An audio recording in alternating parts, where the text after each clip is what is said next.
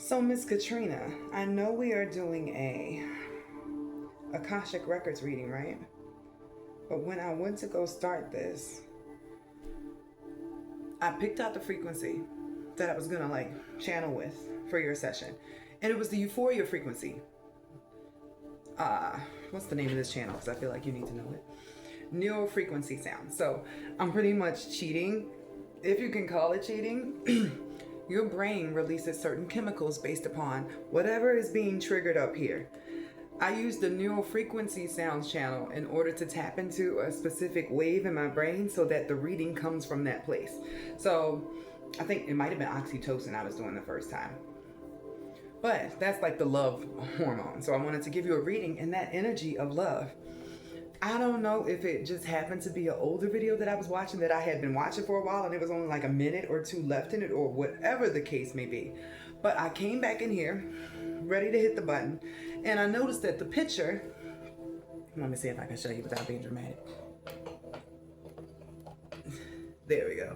The picture that was on the screen has switched from like the beautiful little waves that it was. And I'm like, this is a different video. Like, what is this feeling? And it's actually trauma release. Let go of fear, pain, and inner blockages. So, ma'am, it's above me. It looks like the theme of your video will be tapping into anything that is stopping you from getting to that euphoria or oxytocin frequency of being in the love field. So I was checking. You saw me over here typing in. I was gonna see if I had your chart on file. I do not. Unless you had a different last name.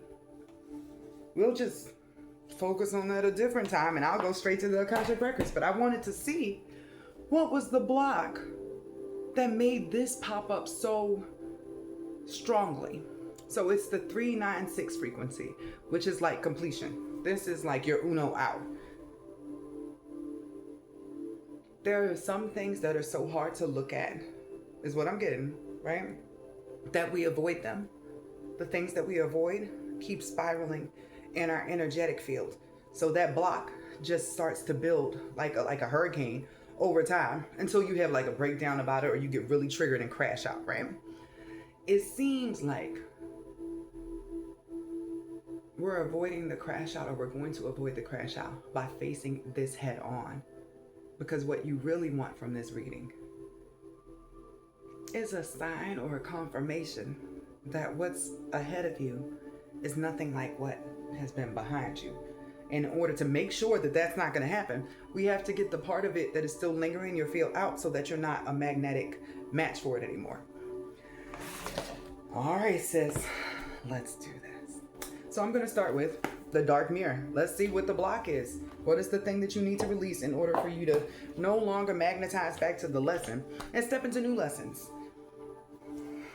What is Katrina's block that we need to focus on today? What is the block we need to focus on today?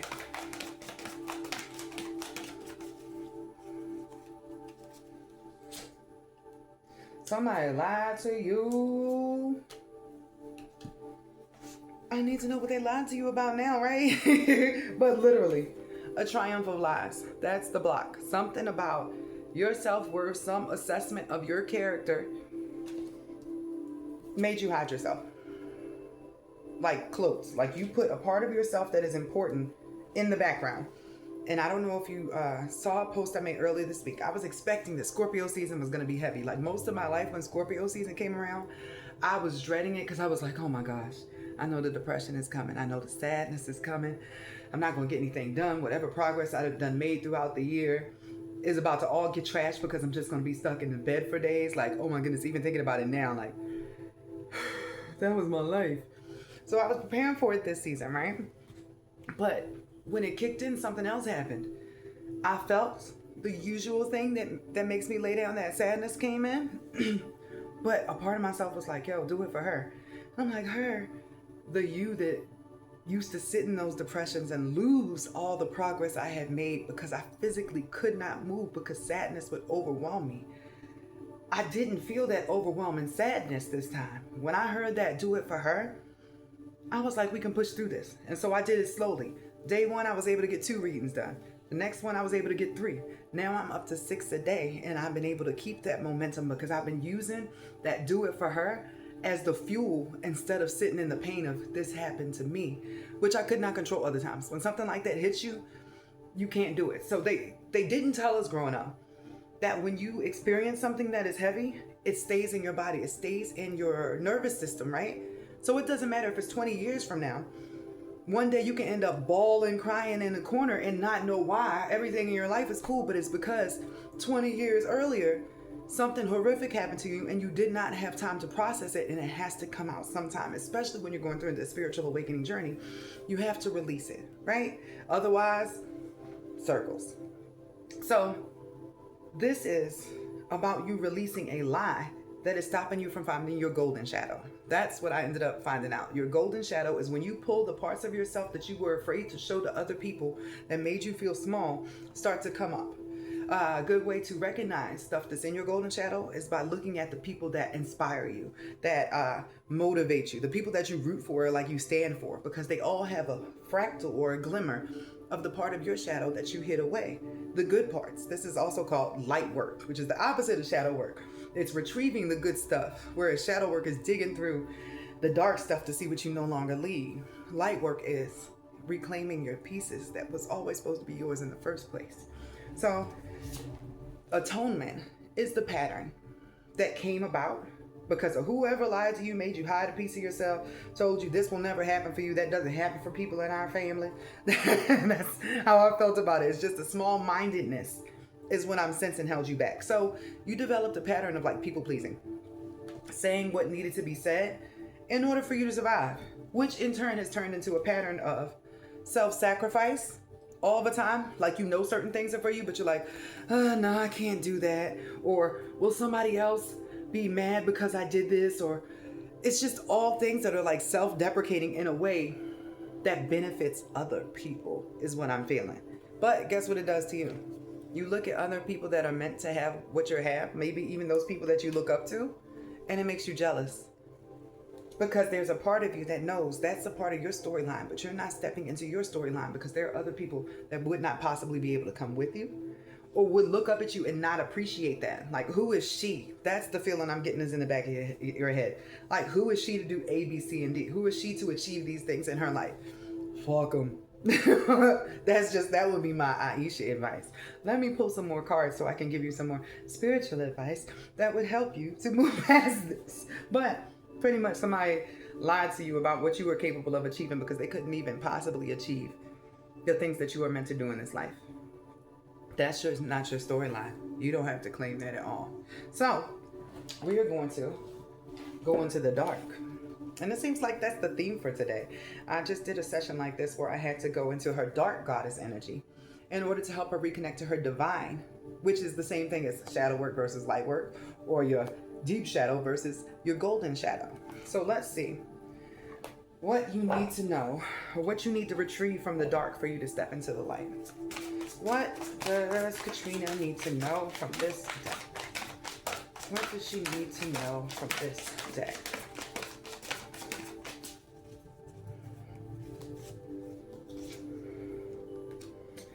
We are tapping into, I love this for you, right? Because this ended up being about feminine energy and you releasing trauma around it. We got Azruli Dantor, right? This is the Haitian version of Venus, which is in charge of your value, your self-worth, your magnet for how you bring stuff to yourself. And what? Divine feminine energy. So prosperity is the card on here, and I'm actually going to read this off for you. Because I am getting, per usual, every time I use this deck, that I actually need to read what's in the book as opposed to only channeling off of the card. Because there are keywords and things that are meant to trigger you that I would have no idea they were going to trigger you. But they're in alignment with the synchronicities and the messages that you have already been getting. Because even this reading and me doing this right now is a part of what your team has been trying to get through to you. This is just supposed to be the loudest way because you have somebody directly saying it to you as opposed to 1111. So, Azruli, prosperity. Success and riches for the taking. Excessive action needs forsaking. Clearing out to give away. Prosperity will come one day. By the power of the dark goddess in me, protection in place, blessed be. So, guidance. Acquiring things in life is not a sin. This is so good, right? But to prosper at the expense of others' well-being is to walk a road that grows increasingly impassable underfoot. A life of excess, spending, taking, desiring more, and more comes at a price. It is nice to be adorned, to play the field, to have your jar of hearts full to the brim. But as Ruli looks into your soul and sees a far less rosy future if you continue to live without taking responsibility for the people and the things you collect along the way. You will soon be judged for who you are and not what you have. Right now, it might be hard to tell who the real you is, especially under all your stuff. Turn it over to Azruli now so she can help you sort through the muddle and show you what is really worth hanging on to and how to better take care of it. Avoid borrowing too much money as strings are always attached. A lie is exposed. Time to choose the right person for you and stop stringing others along. Clean out your space and give your unwanted items to a good cause. Recycle more, waste less. Be honest in love. A debt must be paid. The whole time I was reading that, even though some of the statements was like harsh, the next card was empowerment, was Sekhmet, right? That's another destruction goddess. She makes way for stuff, the same as this clearing is. What no longer serves must go, is what I'm getting from all of that. Like a lot of it was triggering, like, whoa, what, right? But some of the things that you acquire, this is like a person that is naturally beautiful, right? That is completely unaware that they're naturally beautiful. So they have a whole like collection of makeup. And every day before they go anywhere, they have to put on makeup, A, B, C, and D. And then a chain of events comes about that this person no longer has that makeup. And then what they start to notice is they're going out in the world like covered up, feeling all ugly, right? More people compliment them on how they look naturally than they ever got when they were wearing makeup. So many things that you have now, and this could even be your job included, don't serve who you actually are. What I was getting with that, you need to release, and Ez really wants you to let go of stuff, let go of people, the stringing along. All of that is not purposeful, like you being a person just hoarding stuff or stringing people along. No, you have been building a life based upon the mask and the lies that were placed upon you. So you've been living and attracting as this version of yourself and building and getting the stuff that you think that she needs. But you're actually this person over here who wants none of the stuff that's over here. So a shedding is occurring, which is appropriate for Scorpio season and year of the snake. Anything that you lose or anything that shifts at this time is getting you back in alignment with what you actually want and what would actually be valuable to you and a soul level in this life. So let's see what needs healing. What needs to be soothed over to clear out this block for you. What does Katrina need help with at this time? And this is from the Heal Yourself deck.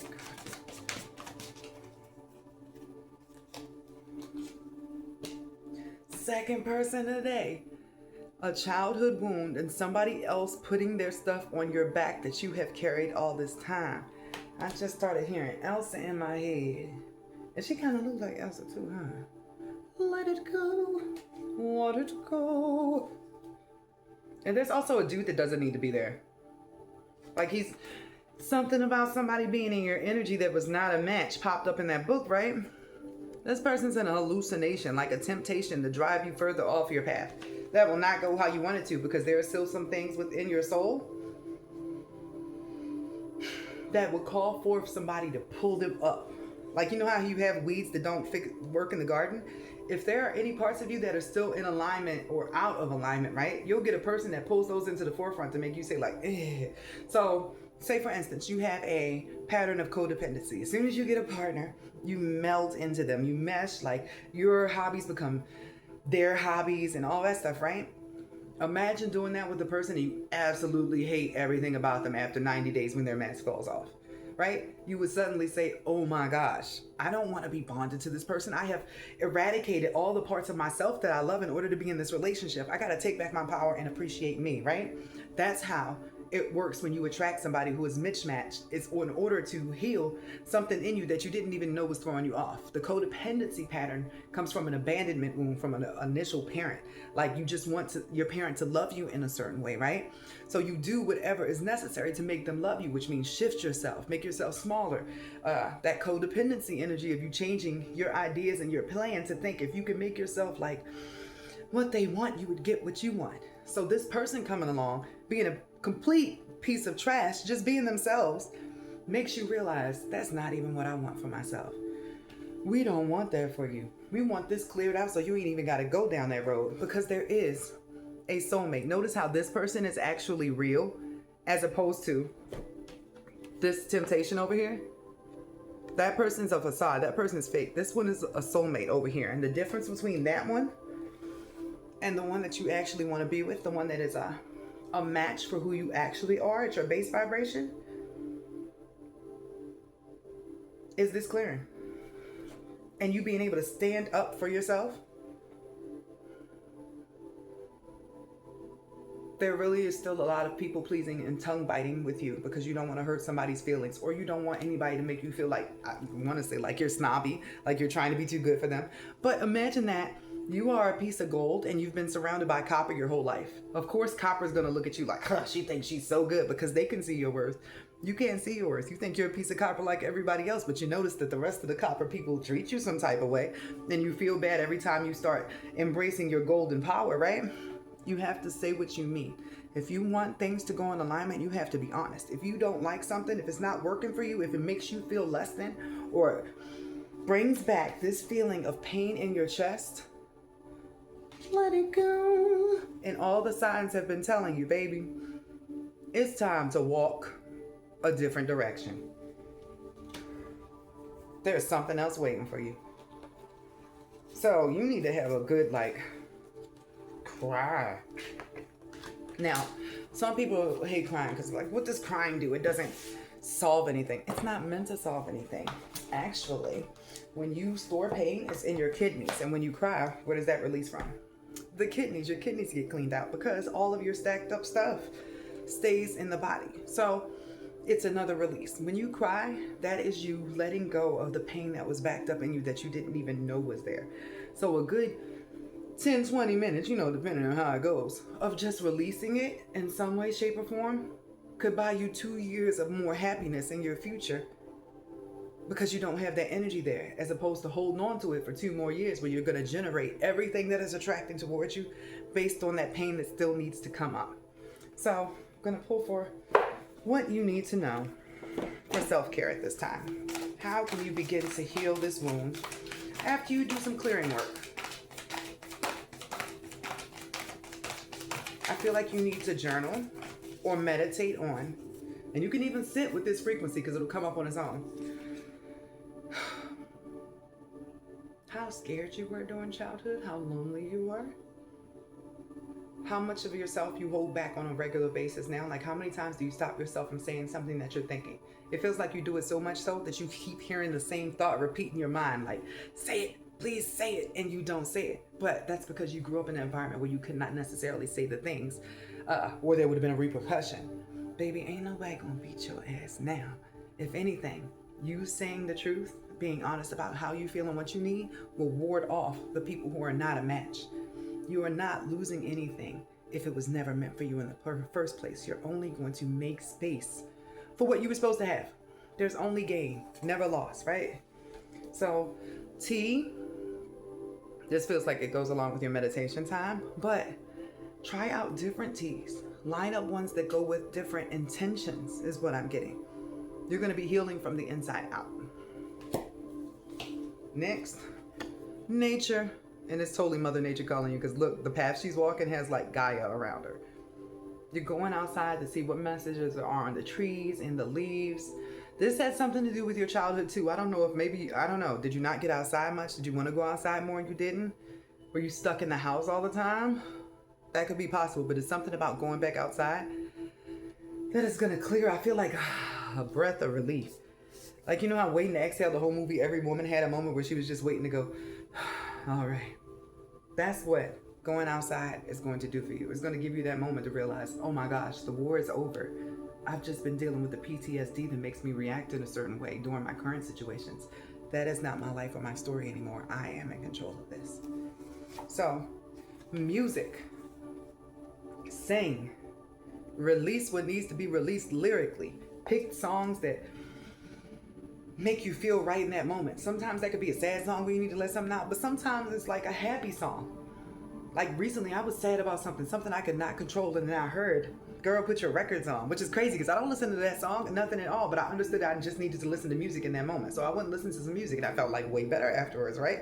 The songs I started listening to lined up with the words that I could not express, but the frustration I was feeling in my body.